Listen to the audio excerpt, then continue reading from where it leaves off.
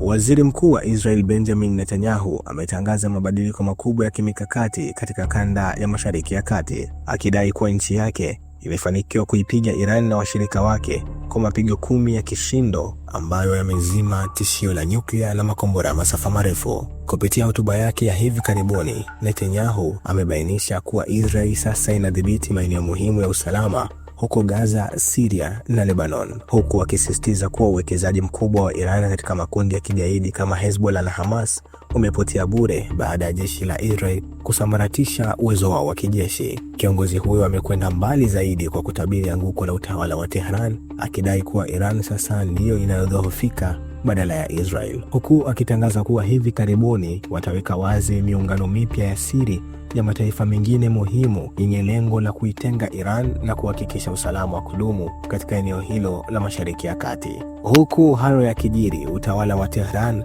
umejibu mapigo kwa kutoa vitisho vikali ambavyo sasa vimehamia kwenye sekta ya teknolojia na uchumi wa kimataifa. Jeshi la Walinzi wa Mapinduzi ya Kiislamu ya Iran IRGC limetangaza rasmi kuanza kuyalenga makampuni 18 makubwa ya Marekani yanayofanya kazi Mashariki ya Kati, yakiwemo majina makubwa kama Google, Apple, Microsoft, Intel na Tesla, kama hatua ya kulipiza kisasi. Wakati Iran ikitishia kuharibu vitengo vya kampuni hizo kuanzia Aprili mosi, ikulu ya White House imejibu kwa kusisitiza utayari wa jeshi la Marekani kulinda maslahi yake, huku wizara ya mambo ya nje ikitoa tahadhari ya usalama kwa raia wake walioko Saudi Arabia kutokana na uwezekano wa mashambulizi dhidi ya maeneo ya biashara na hoteli. Al Bashir TV, dunia na Afrika kwa lugha yetu.